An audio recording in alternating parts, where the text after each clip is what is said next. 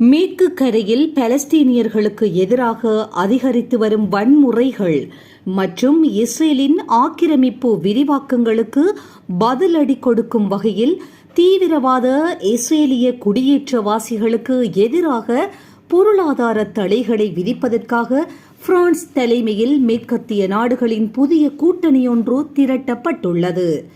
ஐரோப்பிய ஒன்றியத்திற்குள் ஒருமித்த கருத்து எட்டப்படாததால் பிரான்ஸ் இந்த மாற்று உத்தியை கையாண்டு பிரிட்டன் மற்றும் நோர்வே ஆகிய நாடுகளை ஒன்றிணைத்து இந்த தடைகளை தனித்தனியாக தேசிய மட்டத்தில் நடைமுறைப்படுத்த திட்டமிட்டுள்ளது.